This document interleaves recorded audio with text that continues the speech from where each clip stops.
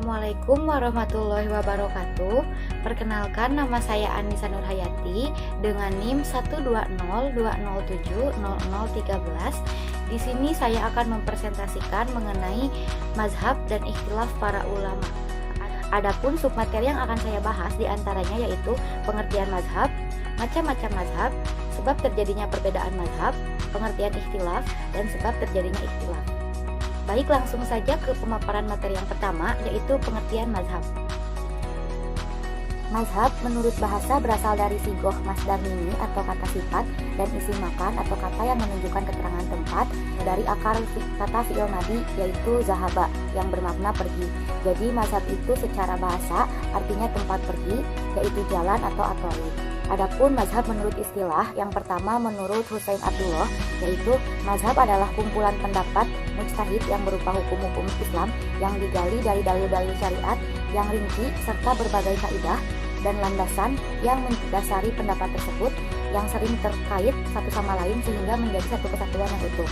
Sedangkan menurut Hasan, mazhab itu adalah mengikat hasil ijtihad seorang imam tentang hukum-hukum suatu masalah atau tentang kaidah-kaidah istilahnya, sehingga dapat disimpulkan bahwa mazhab itu adalah pokok pikiran atau dasar yang digunakan oleh imam mujtahid dalam memecahkan masalah atau mengistinbatkan hukum Islam.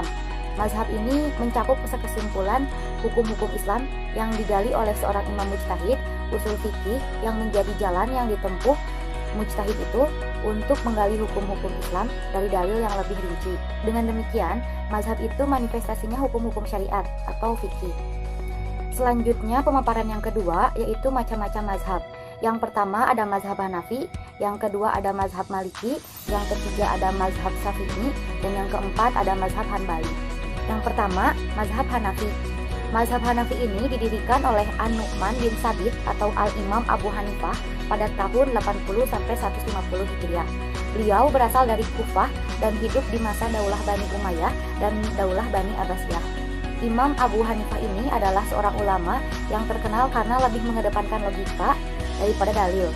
Abu Hanifah ini merupakan salah seorang faqih dari ras Persia. Pengalaman-pengalaman yang didapat oleh Abu Hanifah ini dari luar Kufah hanya sekedar memperkaya koleksi hadis-hadisnya. Sementara metodologi kajian fikihnya lebih mencerminkan aliran madrasah royu yang ia pelajari dari Hamad dengan Al-Quran dan As-Sunnah sebagai sumber hukum ke-1 dan kedua. Mazhab Hanafi merupakan mazhab fikih Islam yang pertama muncul dari kalangan Sunni dan bercorak rasional yang berkedudukan di Kufah. Pedoman dasar dari mazhab Hanafi ini dalam menetapkan hukum Islam atau fikih yang pertama adalah Al-Quran. Menurut Abu Hanifah, Al-Quran merupakan sumber segala ketentuan syariah. Al-Quran memaparkan berbagai ketentuan syariah, baik ketentuan yang dapat langsung dipahami operasionalisasinya maupun ketentuan yang memerlukan penjelasan dari As-Sunnah. Lalu yang kedua ada As-Sunnah. As-Sunnah ini merupakan sumber hukum kedua setelah Al-Quran. Peran As-Sunnah ini adalah untuk memperjelas isi-isi Al-Quran yang masih bersifat umum. Kemudian yang ketiga yaitu perkataan atau fatwa sahabat.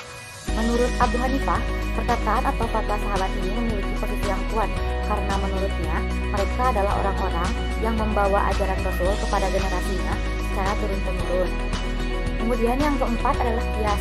Abu Hanifah juga mengkajinya dalam qiyas, yakni menghubungkan persoalan-persoalan tersebut kepada suatu hal yang telah ditetapkan hukumnya oleh nas. Dengan melihat kesamaan-kesamaan ilat, maka hukum furu sama dengan hukum asal. Lalu yang kelima yaitu istihsan, yakni mencari yang terbaik bagi kemaslahatan manusia. Jadi kalau hasil qiyas terlihat kurang sesuai dengan kebutuhan sosial dari sisi kemaslahatannya, maka Abu Hanifah ini akan mencari ilat yang lain yang akan mengalihkan furu pada asal yang lainnya, yang akan melahirkan ketentuan hukum sebaliknya dan sesuai dengan tuntunan kemaslahatan dalam kehidupan sosialnya. Lalu yang keenam adalah uruf atau tradisi masyarakat. Selagi tidak bertentangan dengan nas, maka tradisi masyarakat ini dapat diangkat menjadi pedoman dalam menetapkan hukum Islam. Kemudian yang kedua yaitu mazhab Maliki. Mazhab Maliki ini didirikan oleh Malik bin Anas bin Abi Amir Al-Asbahi atau Al-Imam Maliki pada tahun 93 sampai 179 Hijriah. Beliau merupakan imam penduduk Madinah yang hidup di masa Daulah Bani Umayyah dan Daulah Bani Abbasiyah. Imam Malik ini adalah seorang ahli hadis dan ahli fikih. Kitabnya yang terkenal itu adalah Al-Muwatta yang memuat tentang hadis dan fikih. Pedoman dasar mazhab Imam Maliki ini hampir sama dengan mazhab Hanafi, di mana beliau menjadikan Al-Quran dan As-Sunnah sebagai sumber hukum pertama dan kedua. Namun dalam pemakaian As-Sunnah ini, beliau lebih mengutamakan sunnah mutawatir yang kemudian masyhur. Lalu yang ketiga yaitu amal Ahlul Madinah atau norma adat yang ditaati seluruh masyarakat Madinah. Lalu yang keempat yaitu perkataan sahabat. Sama seperti mazhab Hanafi, mazhab Maliki ini juga menetapkan perkataan sahabat sebagai sumber untuk dijadikan hukum-hukum Islam. Lalu yang kelima yaitu qiyas, maslahah al-mursalah dan istisan. Metodologi qiyas Hanafi dan Maliki ini sama, hanya saja berlainan pada istisannya. Abu Hanafi ini istisannya dengan mengalihkan furu pada asal yang lain yang ilatnya lemah, tapi hasil hukumnya lebih baik. Sedangkan qiyas menurut Maliki, istisannya itu beralih dari hasil qiyas pada kajian maslahatnya. Selanjutnya maslahah al-mursalah, Imam Maliki ini menetapkan hukum untuk berbagai persoalan temporer dengan mempertimbangkan muqasid al-syariahnya, yakni memelihara agama, jiwa, akal, harta dan keturunannya, yang proses analisisnya itu banyak ditentukan oleh nalar mujtahid. Kemudian yang terakhir ini az-zari'ah atau sarana atau jalan untuk sampai pada tujuan. Tujuan yang dimaksud di sini adalah perbuatan-perbuatan taat ataupun perbuatan-perbuatan tercela. Lalu yang ketiga yaitu mazhab Syafi'i. Mazhab Syafi'i ini didirikan oleh Muhammad bin Idris Asy-Syafi'i atau Al-Imam Syafi'i pada tahun 150 sampai 204 Hijriah. Beliau berasal dari Gaza, Palestina. Imam Syafi'i dikenal sebagai seorang mujtahid mutlak, ilmu fikih, hadis, dan usul. Dasar mazhab Imam Asy-Syafi'i adalah sumber syariat Islam, yaitu Al-Quran, As-Sunnah, Ijma, dan Qiyas. Untuk Al-Quran dan As-Sunnah sama seperti mazhab yang lainnya. Nah, untuk Ijma ini, beliau mengangkat Ijma sebagai ketentuan yang harus ditaati. Namun, Ijma tersebut harus merupakan kesepakatan seluruh ulama yang terdapat dalam kota tersebut. Jika ada satu orang yang tidak terlibat dalam proses kesepakatannya, maka ijma tersebut tidaklah sah. Untuk yang keempat, qiyas. Karena menurutnya qiyas itu lebih mendekatkan kepada kebenaran-kebenaran dengan senantiasa membawa furu pada kebenaran nas. Lalu yang keempat yaitu mazhab Hanbali. Mazhab Hanbali ini didirikan oleh Ahmad bin Hanbal Asy-Syaibani atau Al-Imam Ahmad pada tahun 164 sampai 241 Hijriah. Beliau tinggal dan menetap di Baghdad, Irak. Dasar mazhab Imam Ahmad adalah Al-Quran dan As-Sunnah. Sama seperti mazhab sebelumnya, Al-Quran dan As-Sunnah dijadikan sebagai sumber hukum pertama dan kedua. Lalu fatwa sahabat, hadis mursal, dan qiyas. Seperti yang kita ketahui bahwa hadis mursal adalah hadis yang doib atau hadis lemah. Namun Ahmad berpendapat bahwa sejauh kelemahan hadis tersebut dalam segi persambungan sanadnya, dalam konotasi mursal yakni hilangnya perawi di tingkat sahabat, maka hadis tersebut masih bisa diterima. Karena sahabat yang ditinggal itu kurang populer atau diragukan oleh tabi'in. Menurut Ahmad, masih lebih baik daripada dirinya sendiri. Oleh karena itu, sebelum melakukan qiyas, Ahmad lebih memilih untuk mengkaji hadis-hadis Nabi seperti hadis mursal. Kemudian, beliau telah menyusun kitab hadis Al-Musnad yang berisi kurang lebih 40.000 hadis. Karena keahlian dalam hadis, beliau menaikkan derajat hadis mursal dan hadis doif menjadi hadis yang hasan. Selanjutnya materi yang ketiga yaitu sebab terjadinya perbedaan mazhab. Menurut Syekh Taqiyuddin An-Nabhani, berbagai mazhab itu terbentuk karena adanya perbedaan atau ikhtilaf dalam masalah usul maupun furu. Untuk usul ini terkait dengan metode pengalian atau thariqah al-istinbat, sedangkan untuk furu ini terkait dengan hukum-hukum syariat yang digali berdasarkan metode istinbat. Menurut Abu Aminah Bilal Bilis, yang pertama yaitu interpretasi makna, kata, dan susunan gramatikal. Yang kedua riwayat hadis. Yang ketiga diakuinya penggunaan prinsip-prinsip tertentu seperti ijma, tradisi, istihsan, dan pendapat sahabat. Yang keempat metode-metode qiyas. Lalu menurut Abdul Wahab Khalaf, yang pertama itu perbedaan mengenai penetapan sebagai sumber-sumber hukum. Yang kedua perbedaan mengenai pertentangan penetapan hukum dari tasyri atau sikap dan cara berpegang pada sunnah, standar periwayatan, takwa sahabat, dan qiyas. Dan yang ketiga, perbedaan mengenai prinsip-prinsip bahasa dalam memahami nas-nas syariat, seperti penggunaan hadis dan ro'yu. Lalu menurut Muhammad Zuhri, beliau membagi ke dalam 3 hal penyebab terjadinya ikhtilaf mazhab.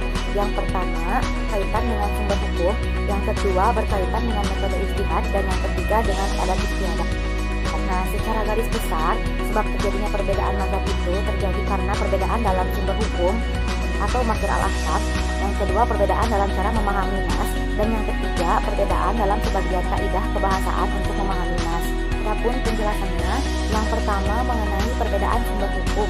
Hal itu terjadi karena ulama berbeda pendapat dalam 4 hal perkara, seperti yang pertama periwayatan hadis.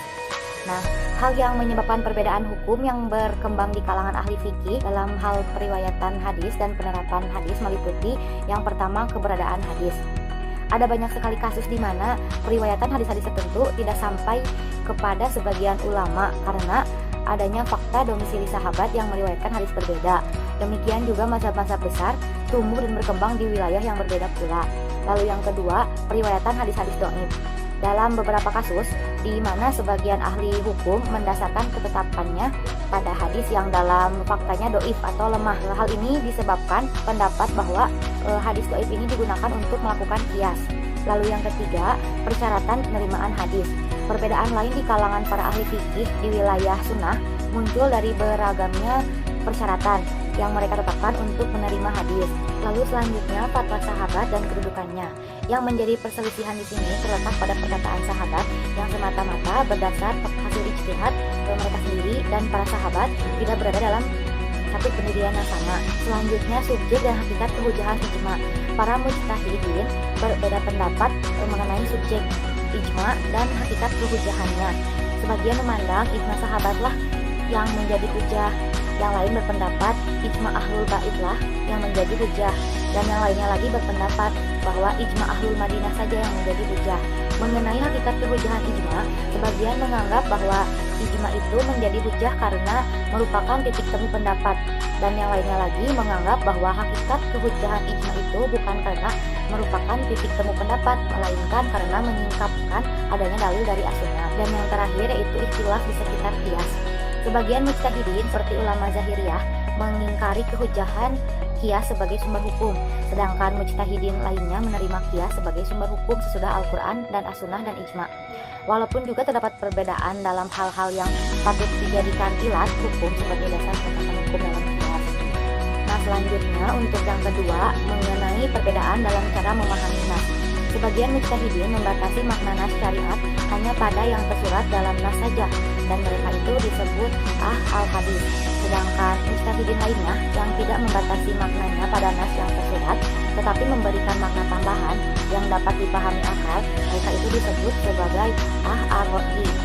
Selanjutnya yang ketiga mengenai perbedaan dalam sebagian kaidah kebahasaan untuk memahami nas. Hal ini terpulang pada perbedaan dalam memahami cara pengungkapan makna dalam bahasa Arab. Perbedaan yang terjadi di antara ulama fikih ini berkaitan dengan usul al-lughah al-arabiyah yang mencakup hal-hal sebagai berikut. Yang pertama, kata-kata mustarak, di mana kata-kata mustarak ini adalah kata-kata yang mempunyai makna rangkap atau multi makna. Dan yang kedua ini pengertian suruhan dan larangan. Nah, di kalangan fuqaha terdapat perselisihan tentang penggunaan bentuk kata suruhan atau larangan. Biasanya berbentuk fi'il am atau fi'il mudhari yang disertai huruf lam am dan kalimat berita yang bermakna suruhan. Apakah menunjukkan wajib atau sunnah atau irsyad. Yang ketiga, kata-kata mutlak atau muqayyad. Mutlak ini adalah lafal khas yang tidak diberi qaid atau pembatasan yang berupa lafal yang mempersempit keluasan artinya. Sedangkan muqayyad ini adalah lafal khas yang diberi qaid yang berupa lafal yang dapat mempersempit keluasan artinya. Lalu yang keempat ada mafhum mukhalafah. Mafhum mukhalafah adalah penetapan lawan hukum yang diambil dari dalil yang disebutkan dalam nas kepada suatu yang tidak disebutkan dalam nas. Mafhum mukhalafah ini terbagi menjadi 7. Yang pertama mafhum wasfi, yang kedua mafhum syarat, yang ketiga mafhum lakob, yang keempat mafhum had, yang kelima mafhum ilat, yang keenam mafhum adat, dan yang ketujuh mafhum goyah. Selanjutnya yang kelima, kata-kata hakiki dan majazi, suatu kata yang kadang dipakai dalam arti hakiki atau arti sebenarnya, dan kadang juga dipakai dalam arti majazi atau bukan arti sebenarnya.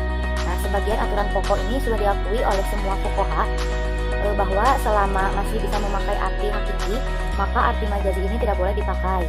Dan yang keenam, ini ada istisna atau pengecualian setelah serangkaian perkataan. Materi selanjutnya yaitu mengenai pengertian ikhtilaf.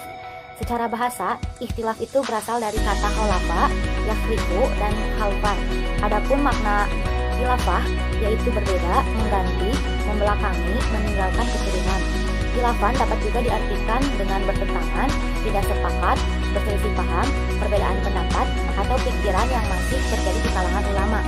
Nah, ikhtilaf ini menurut istilah adalah perlainan pendapat antara dua atau berbeda orang terhadap suatu objek tertentu, baik berkelainan itu dalam bentuk tidak sama atau bertentangan secara diametral. Para pakar hukum Islam berbeda-beda dalam mengelompokkan jumlah faktor penyebab ikhtilaf. Adapun sebab-sebab terjadi perbedaan pendapat secara umum sebagai berikut. Yang pertama, menurut Muhammad Abdul Fath Al-Bayuni dalam bukunya mengemukakan bahwa 4 faktor terjadinya perbedaan. Yang pertama adalah perbedaan pendapat ada atau tidak ada nas Al-Quran atau hadis yang digunakan. Yang kedua, perbedaan dalam memahami suatu nas. Yang ketiga, perbedaan dalam metode jamak dan tarjih. Yang keempat, perbedaan dalam kaidah usul fikih dan sumber-sumber hukum. Lalu menurut Toha Jabir dalam bukunya mengemukakan bahwa faktor-faktor penyebab ikhtilaf itu ada 4 macam. Yang pertama ada faktor bahasa, yang kedua ada faktor periwayatan sunnah, yang ketiga ada faktor kaidah, dan yang terakhir adalah faktor metode istinbat. Dan yang ketiga, menurut Muhammad Shaltut mengemukakan bahwa ikhtilaf di kalangan para ulama ini terjadi disebabkan oleh beberapa sebab yang sulit dihindari. Yang pertama, Al-Quran terdapat lafaz-lafaz yang memiliki arti ganda atau mustarak. Kemudian perbedaan waktu, tempat, dan kasus yang dihadapi. Tidak semua kasus yang dihadapi oleh para ulama itu didapati nas hukumnya, sehingga mereka harus berijtihad terlebih dahulu. Ketika berijtihad, para ulama itu menggunakan metodologi yang belum tentu sama antara yang satu dengan yang lainnya, sehingga hal ini dapat menimbulkan hukum yang berbeda-beda juga. Lalu yang ketiga ada riwayat. Para ulama tidak sama tingkatan dalam menerima hadis Rasulullah SAW. Persoalan tersebut disebabkan berbeda jumlah sahabat yang dapat dijumpai. Sementara para sahabat juga tidak sama tingkatan dalam mendengarkan hadis dari Nabi. Ada sahabat yang hanya mendengar 1 hadis saja, dan ada sampai puluhan, ratusan, bahkan ribuan. Sehingga ada hadis yang sampai kepada sebagian ulama dan tidak sampai kepada sebagian yang lainnya. Lalu berbeda dalam menggunakan kaidah kalimat usul dalam menetapkan hukum. Kemudian berbeda dalil yang digunakannya seperti ihtisan, maslahah mursalah, kaul sahabat, uruf, dan lain-lain. Dan yang terakhir, perbedaan kapasitas intelektual masing-masing ulama. Dari uraian di atas dapat dipahami bahwa masalah khilafiyah adalah masalah yang selalu aktual dan realitas kehidupan manusia. Karena daya berpikir yang dimiliki seseorang itu dapat mengakibatkan orang berpikir dinamis dan menetapkan suatu hukum. Dari pengelompokan faktor-faktor yang dapat menyebabkan ikhtilaf di kalangan ulama dapat disimpulkan 4 sebab. Yang pertama, perbedaan pendapat tentang valid tidaknya suatu teks dalil syar'i sebagai hujjah.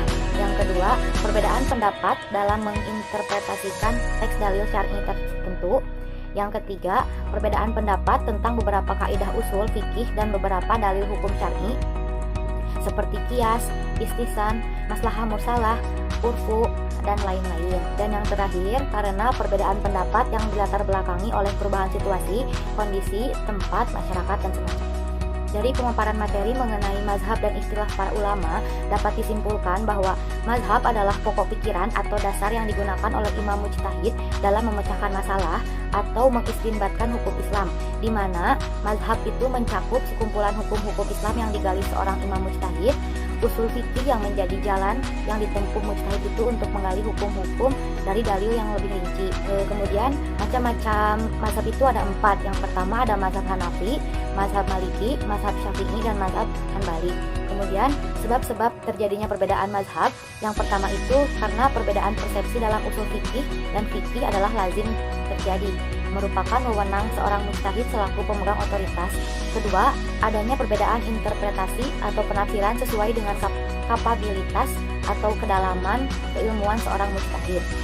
Kemudian ikhtilaf adalah perbedaan pendapat di antara ahli hukum dalam menetapkan sebagai hukum Islam yang bersifat furu'iyah, bukan uslubiyah, disebabkan perbedaan pemahaman atau perbedaan metode dalam menetapkan hukum suatu masalah dan lain-lain.